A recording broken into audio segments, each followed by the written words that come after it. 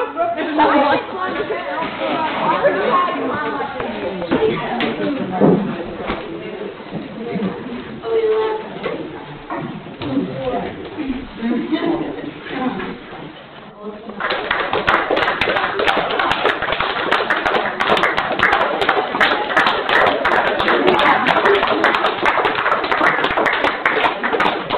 worked really hard this week, so thanks to everybody and thank you all for coming in. Let's get some fresh air. Didn't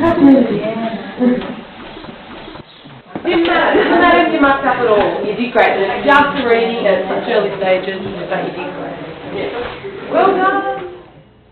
Well, I thought that they worked really hard and I thought that they gave it a very good reading. I mean, clearly the work is still in progress and they're still trying to find the lines as much as the meaning of the work, but I think they did really well.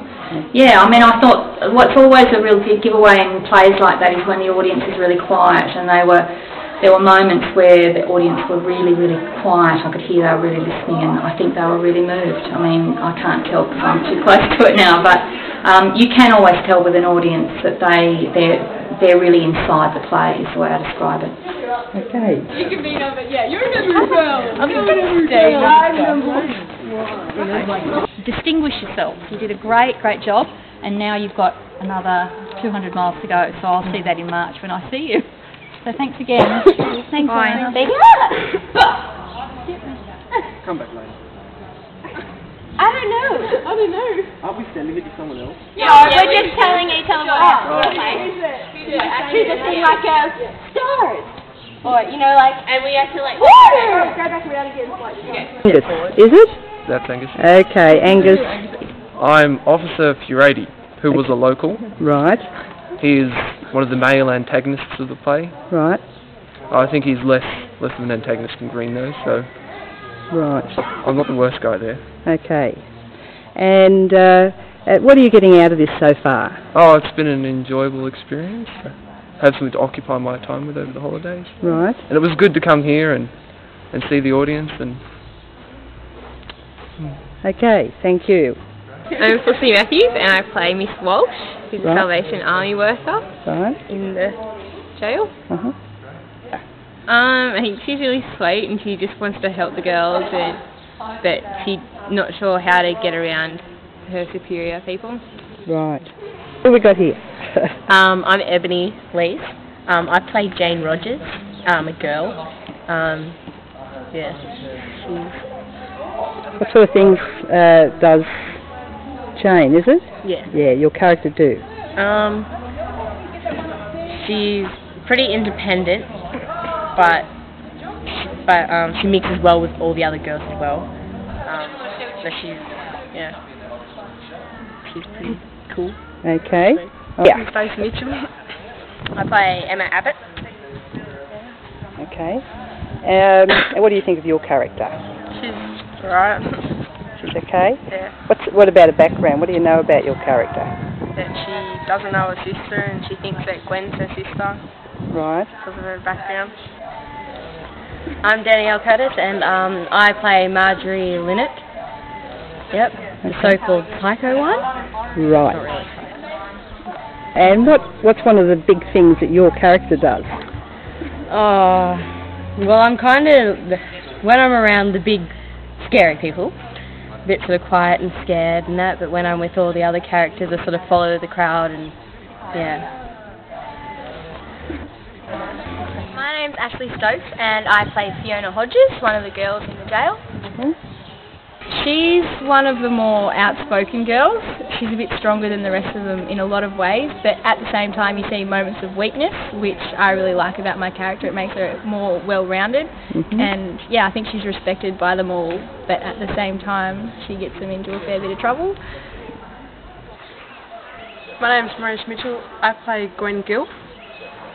Sister of Emma. Emma. What do you like about your character? Nothing really much, because she basically backstabs people. My name's Alana Robertson and I play Daniela Greaves. Right.